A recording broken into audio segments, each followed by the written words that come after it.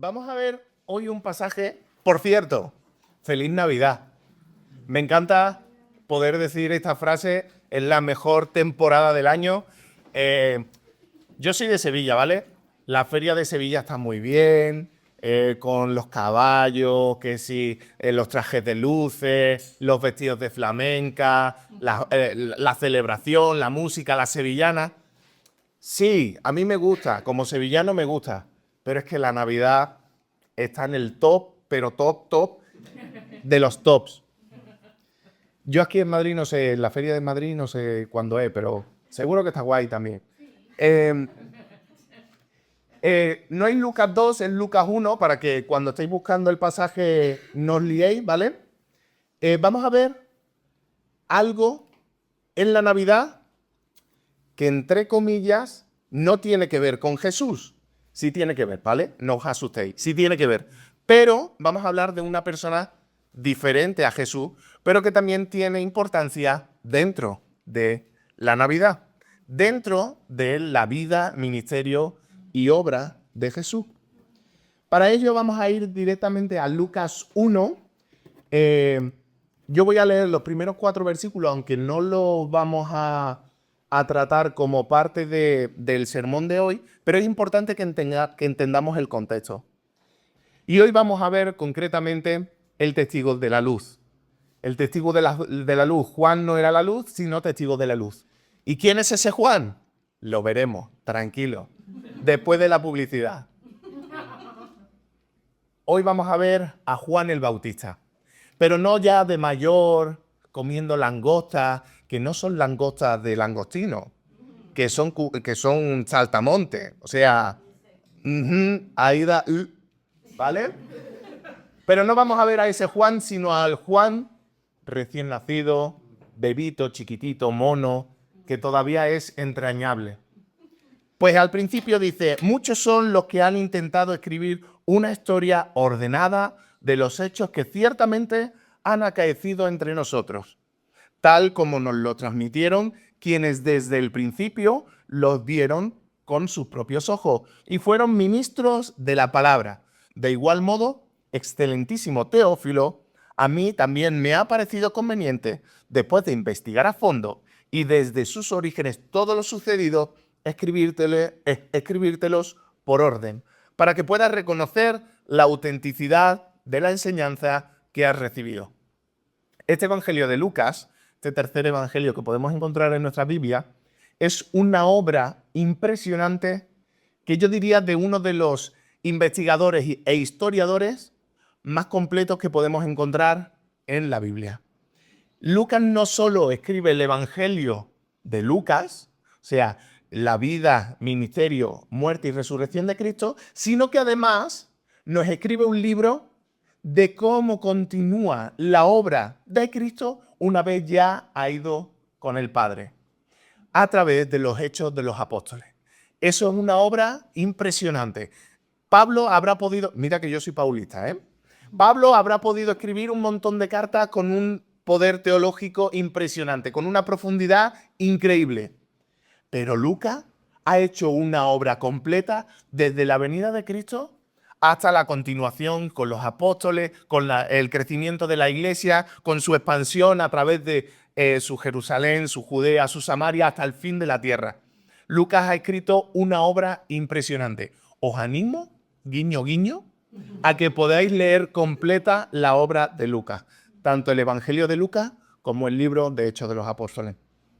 Ya habiendo hecho la publicidad que había dicho antes, está escribiendo Lucas a un tal Teófilo y es el único de los evangelistas, de los editores de los evangelios, que da como una introducción que no tiene que ver realmente con la historia de Jesús, porque Mateo empieza con la genealogía de Jesús, Juan empieza con, en el principio era el verbo, la palabra, pero Lucas en concreto empieza presentando su obra, presentando su escrito. Y es, por así decirlo, como una dedicatoria. He escrito el Evangelio y mi dedicatoria es la siguiente. De igual modo, excelentísimo Teófilo, a mí también me ha parecido conveniente, después de investigar a fondo y desde sus orígenes, todo lo sucedido, escribírtelo por orden. ¿A qué se está refiriendo? A la vida de Jesús.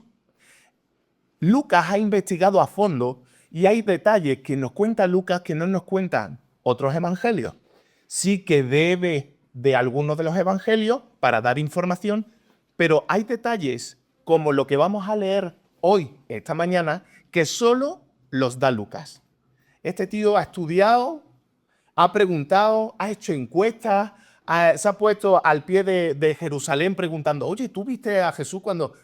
Me lo estoy inventando, ¿vale? Pero investigó hasta lo sumo para poder crear una obra, para que Teófilo pudiese afirmarse en sus creencias. Y ahora Teófilo es un nombre estupendo, un nombre griego. Pero ¿sabéis qué significa Teófilo? Teófilo viene de Theos Filos. Theos, Dios, y Filos, amigo o amante. Theos Filos, amante de Dios, amigo de Dios.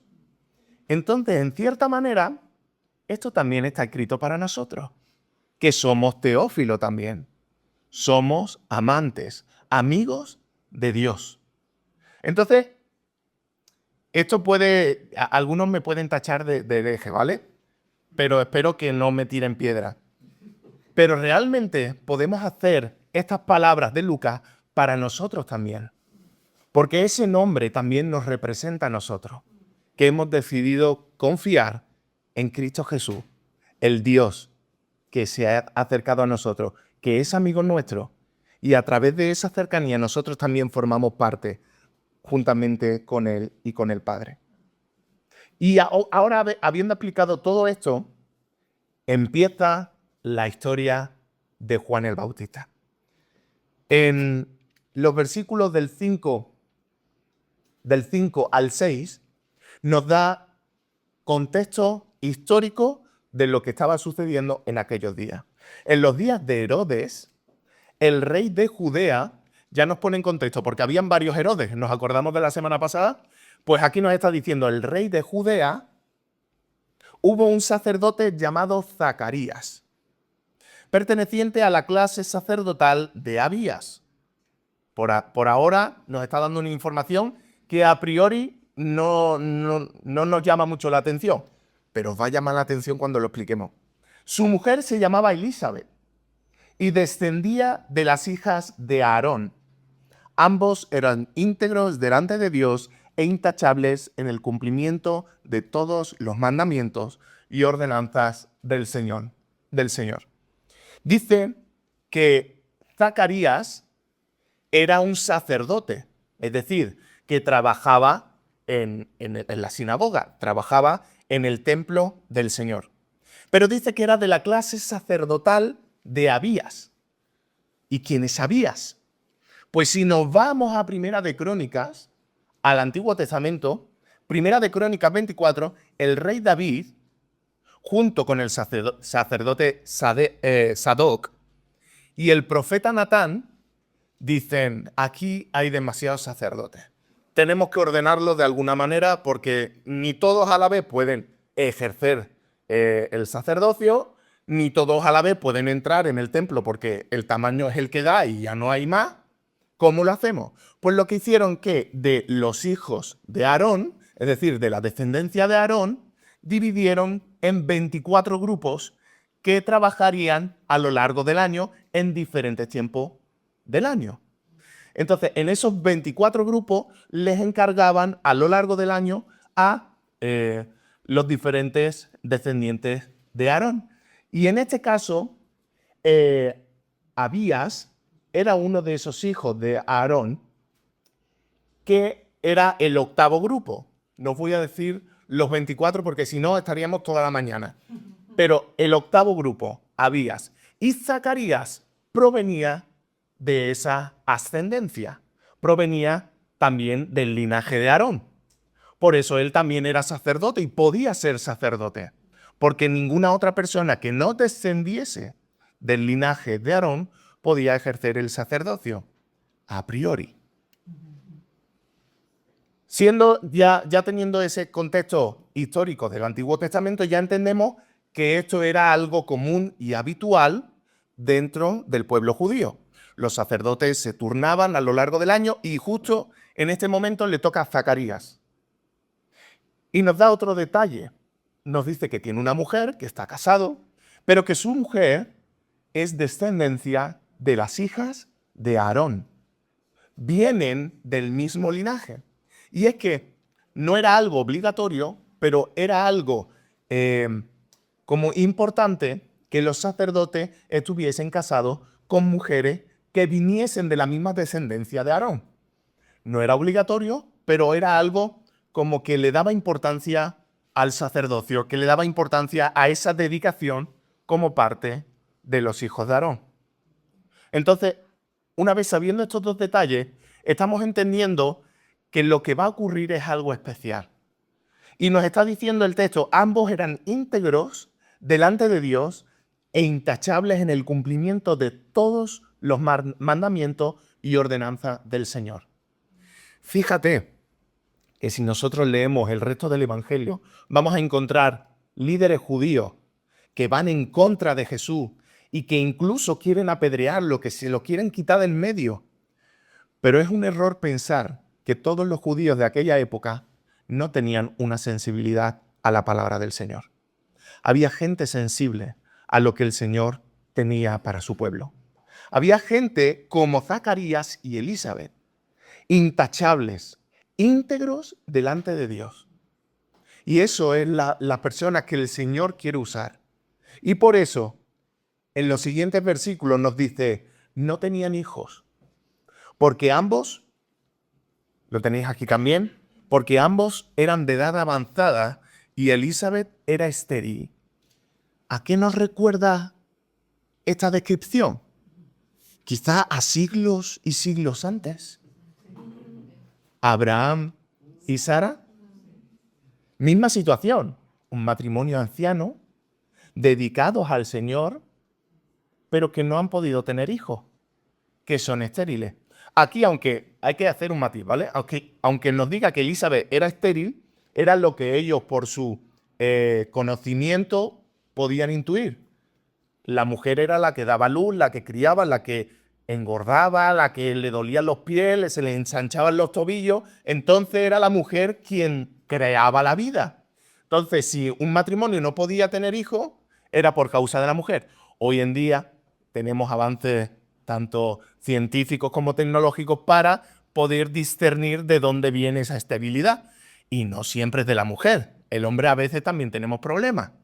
Pero en aquel entonces, en aquella forma de ver el mundo, la culpable era Elizabeth.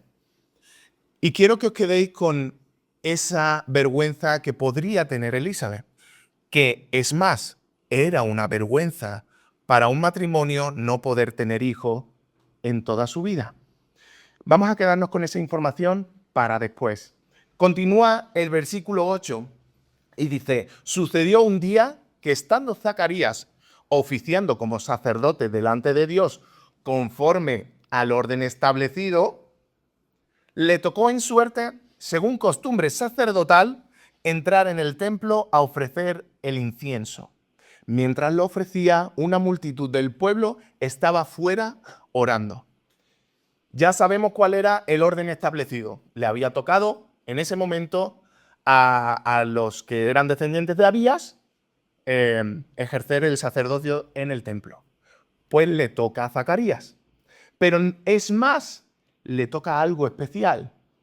Le tocó en suerte, según costumbre sacerdotal, entrar en el templo a ofrecer el incienso.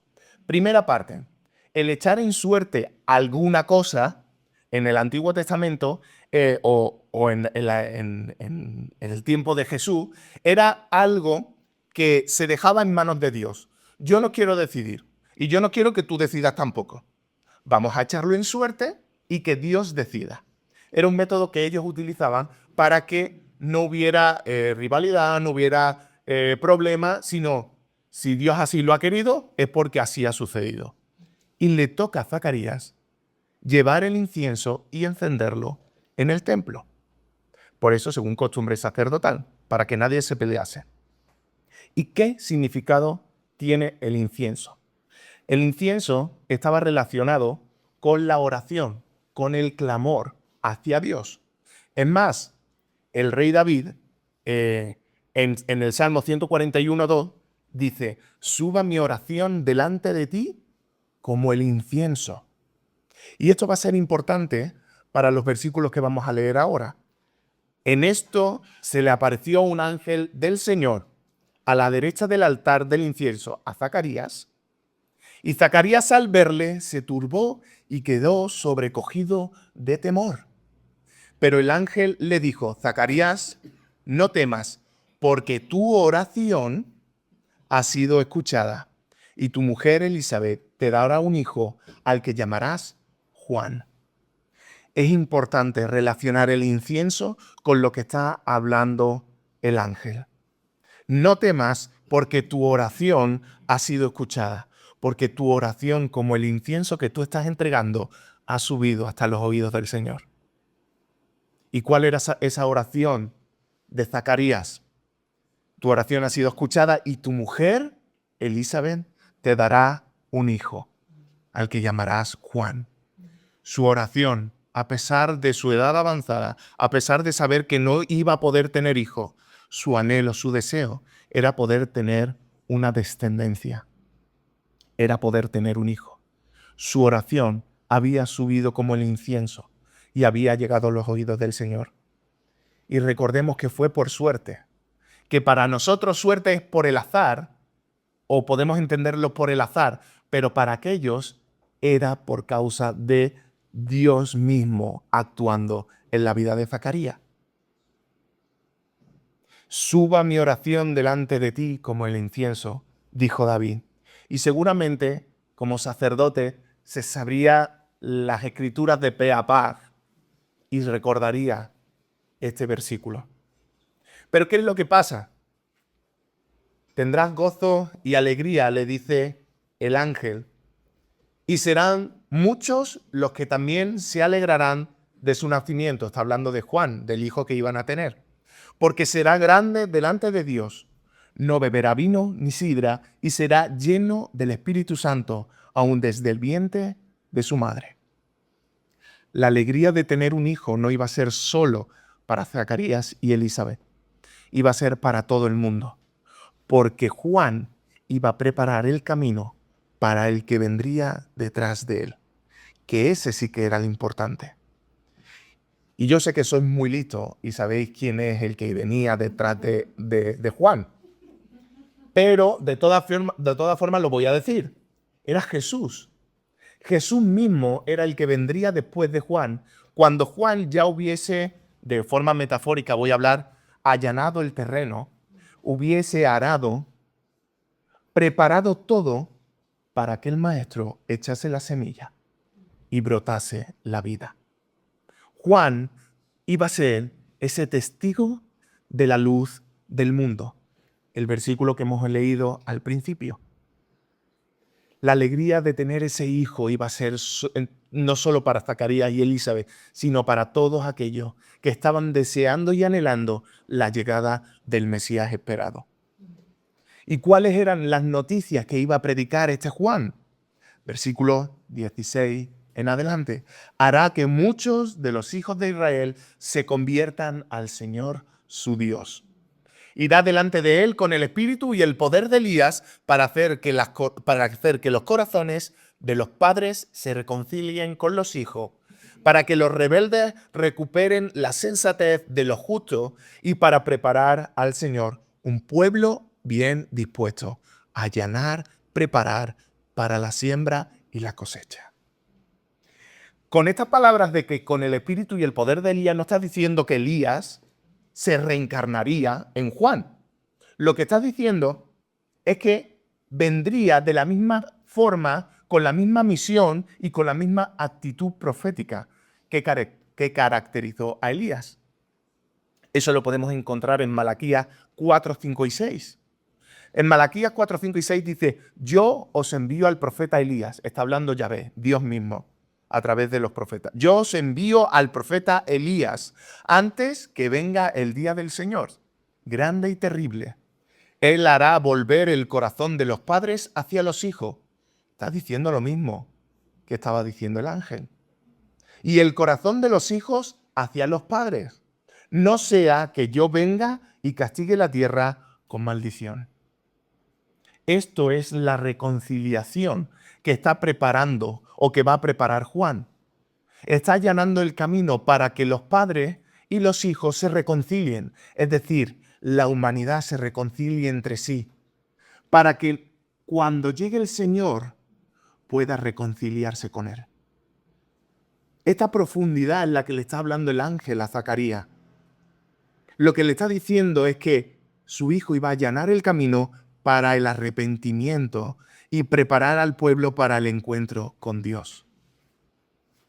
Hemos visto que Juan, antes de nacer, ya le habían dado un nombre, lo vemos en el versículo 13, y ahora estamos viendo cómo antes de nacer ya tiene una misión, un propósito, algo por lo cual existe. Versículo 18, Zacarías preguntó al ángel, ¿cómo podré estar seguro de eso? Yo soy viejo y mi mujer es de edad avanzada. Son palabras lógicas para un ser humano. Le respondió el ángel, yo soy Gabriel. Estoy delante de Dios y he sido enviado para hablarte y darte esta buena noticia.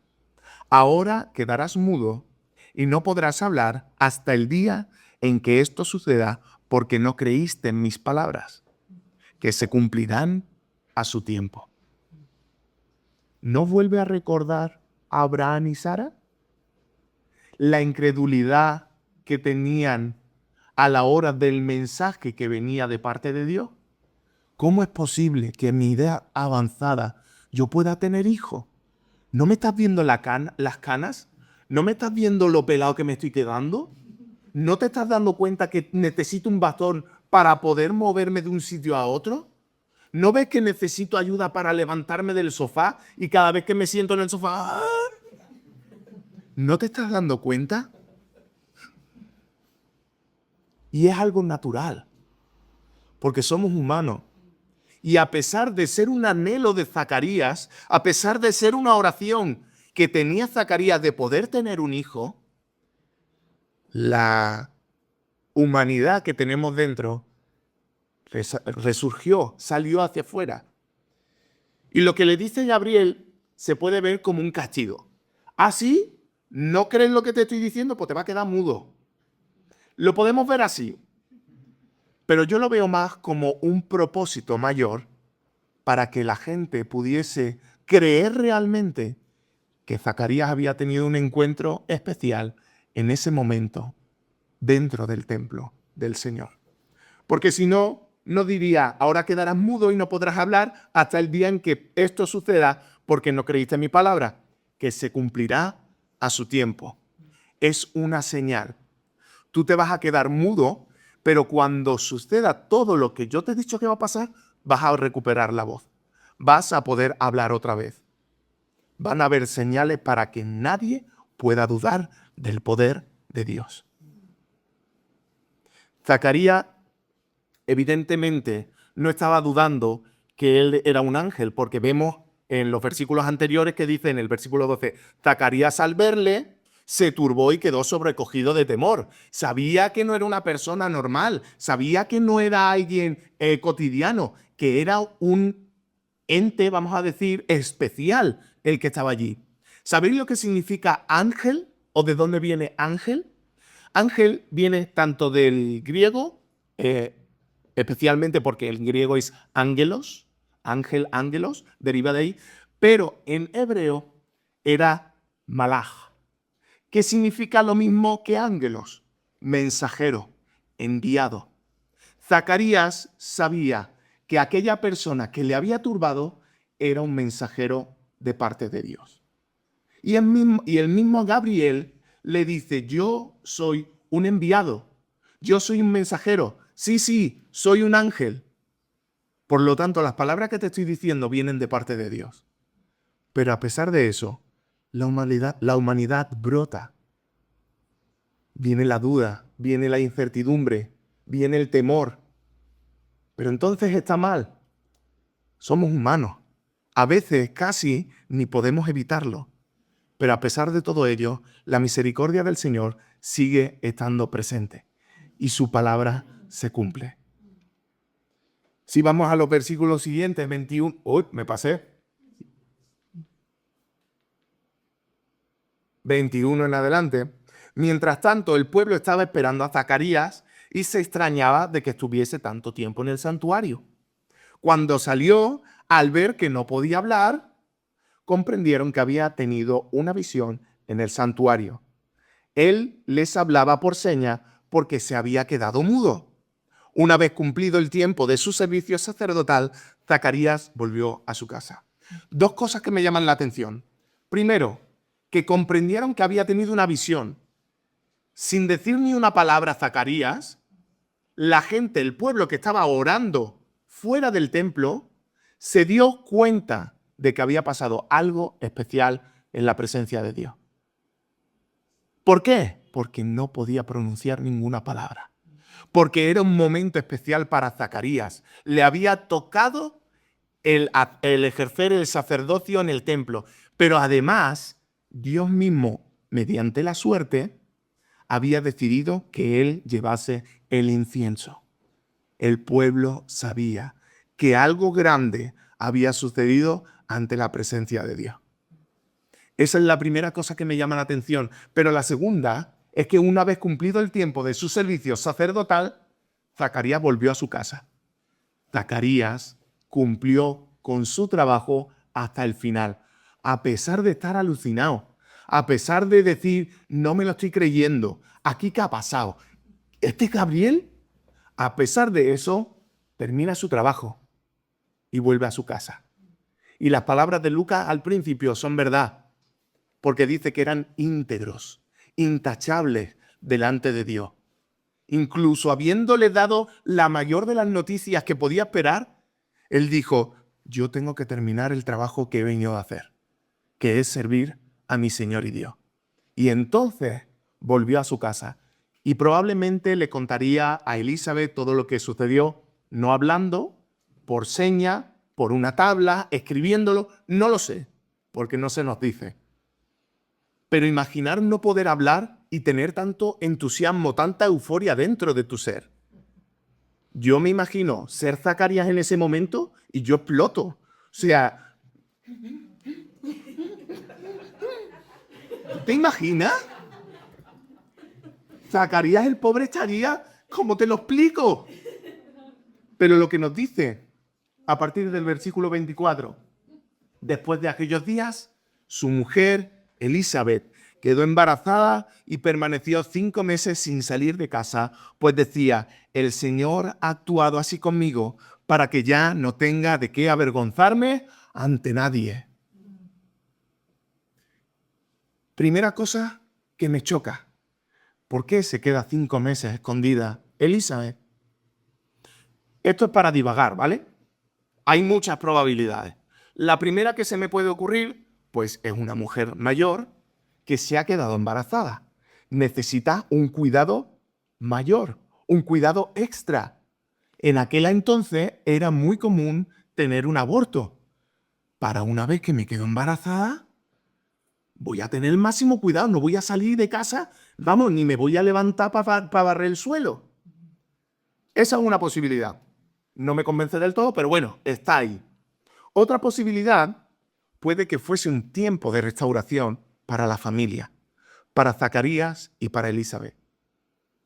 Recuerdo o recordamos lo que había dicho antes. Para aquel entonces, el no tener hijos era como un castigo, era como una maldición que Dios daba a su pueblo. ¿Has hecho esto que no me agrada? Pues no vas a tener hijos. Es el pensamiento que ellos tenían. No quiere decir que por pensar eso fuese verdad.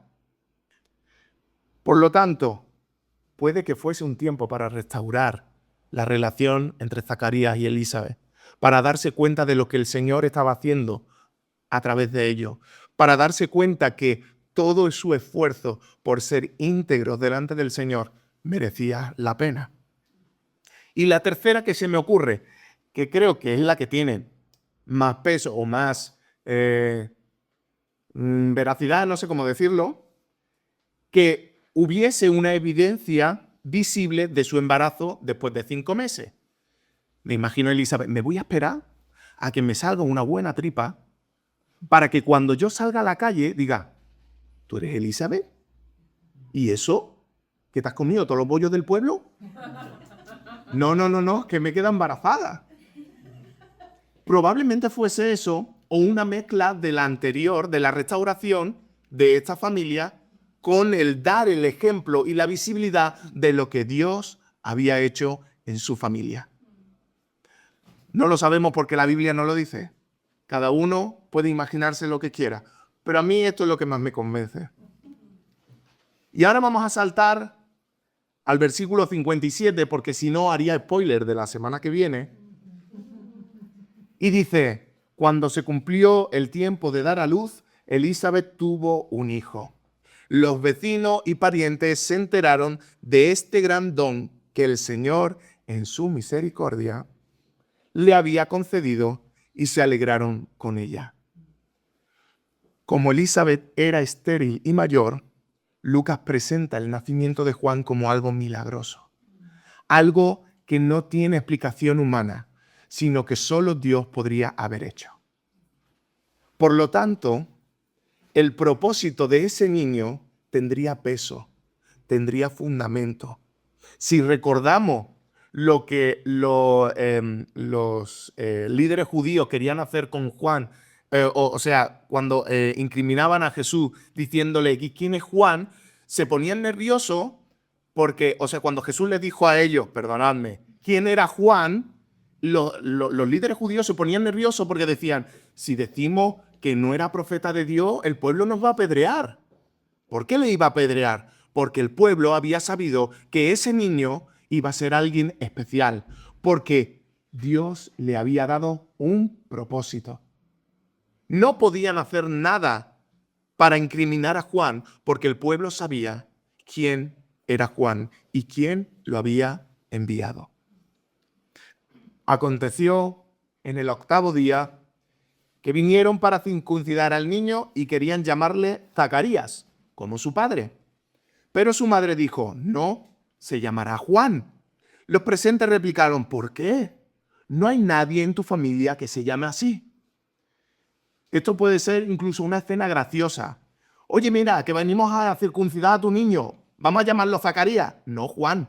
No, Zacarías. No, Juan. No, Zacarías. No, Juan. Y yo creo que los que me pobre Salva, la que le estoy haciendo pasar. Y los mismos, vamos a dejar de hablar contigo, Elizabeth. Vamos a hablar con Zacarías y verás cómo él, aunque no pueda hablar, va a entrar en razón y nos van a dar la razón. ¿Por qué no hay nadie en tu familia que se llame así? Nadie en tu familia se llama Juan. En aquel entonces era una costumbre poner el nombre de los hijos similar o igual a alguien de su ascendencia que se haya llamado igual. Zacarías era el padre, pues el niño se llama Zacarías. No, Juan. Y dice el siguiente versículo, versículo 62. Entonces preguntaron por señas a su padre cómo quería llamarle. Tú, nombre niño, ¿cuál? ¿Y Juan qué le escribe? Él pidió una tablilla y escribió, Juan es su nombre. Todos se maravillaron. Pobre Elizabeth, insistiendo que no, que se llama Juan. Pues viene Zacarías, el pobre, con una tablilla que sí, que se llama Juan. Y el pueblo se maravilla. Porque que estén un matrimonio de acuerdo en aquella época, ahora también es complicado. Pero en aquella época se maravillaron. Se maravillaron. En aquel mismo momento pasó algo increíble. Zacarías recuperó el habla y comenzó a hablar y comenzó a alabar a Dios. De modo que todos los vecinos se llenaron de pavor. Y en la montañosa región de Judea se divulgaron todas estas cosas. Quienes la oían se quedaban pensativos y se preguntaban, ¿quién será este niño? Porque era evidente que la mano del Señor estaba con él. se ha cumplido que Elizabeth y Zacarías iban a tener un hijo en su vejez. Se había cumplido que cuando ese niño naciese, Zacarías recuperase el habla. Por lo tanto, sucedió lo siguiente. Zacarías, su padre, se llenó del Espíritu Santo y profetizó diciendo, la profecía era palabra de Dios a su pueblo. Bendito el Señor, Dios de Israel, que ha visitado y redimido a su pueblo y ha levantado para nosotros un poderoso Salvador descendiente de la casa de David, su siervo. No está hablando de su descendencia, porque viene de Aarón, sino que está hablando de otra persona que desciende del rey de Israel, David. Está dando palabra de Dios al pueblo a través de un milagro, de otro milagro, que Zacarías había quedado mudo y ahora había recuperado la voz. Y dice lo siguiente en los versículos 70 en adelante. Había anunciado por boca de sus santos profetas, todo esto lo está diciendo Zacarías, que fueron desde el principio estas cosas, salvación de nuestros enemigos y de la mano de todos los que nos odian, haciendo misericordia con nuestros padres y acordándose de cumplir su santo pacto. Y este es el juramento que hizo a nuestro padre Abraham y que nos había de dar a nosotros, que librados de nuestros enemigos, les serviríamos sin temor, en santidad y en justicia ante Él todos los días de nuestra vida. Zacarías está recordando lo que Dios prometió en el Antiguo Testamento, la restauración de todas las cosas. Pero fíjate, cuando dice salvación de nuestros enemigos y de la mano de todos los que nos odian, no sería extraño pensar que los judíos que estaban oyendo pensasen que era el Imperio Romano. Eran sus enemigos. Pero es que Jesús vino y mostró que no eran realmente ellos los enemigos, sino quien los tenía atados en el pecado y en la muerte. Jesús vino para rescatarlos de la muerte eterna.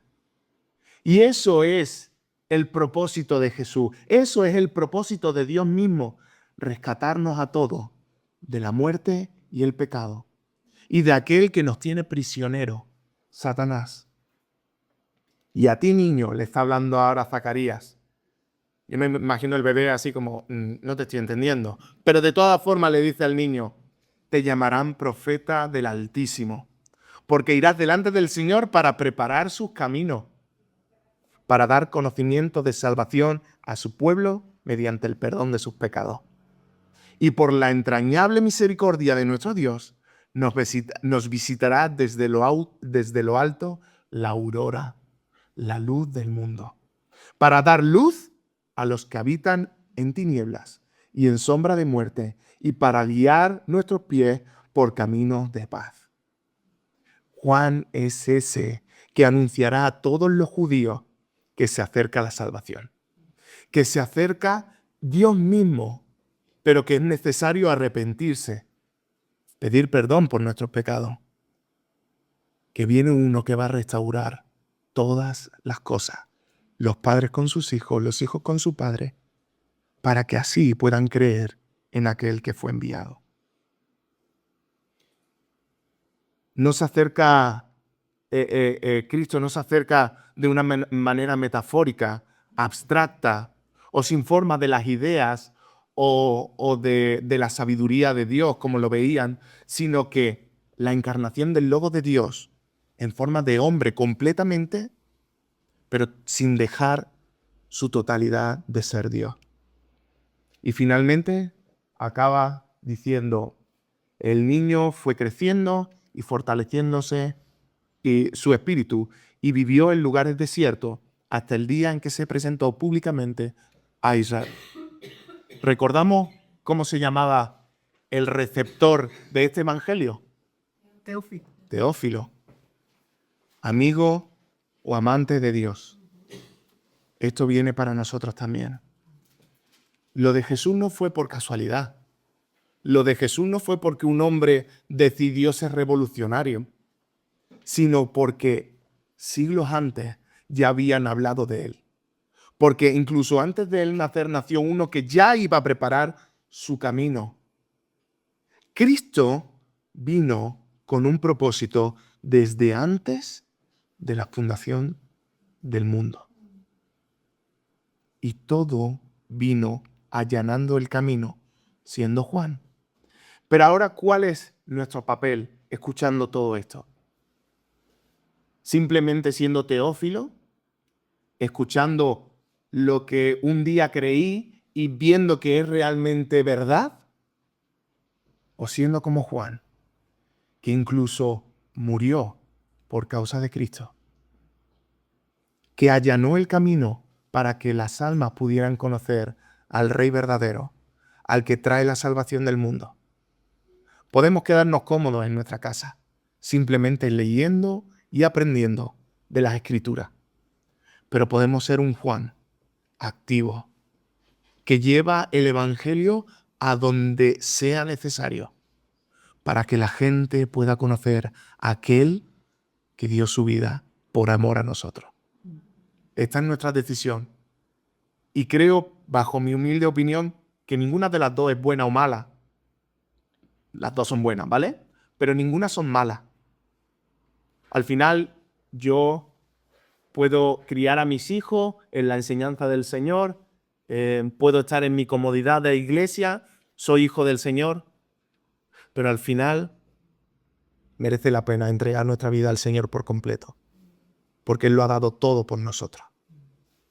Seamos ese Juan que está dispuesto a hacer todo lo posible, incluso a no beber vino, ni sidra, como dice aquí, por causa del Evangelio, por causa del Señor, porque merece la pena vivir en esta vida corta, todo dedicado para el Señor, para que toda la eternidad podamos disfrutar y vivir, no solo ante la presencia del Señor, sino ante la presencia de cada uno de nosotros, alabando y glorificando al Señor.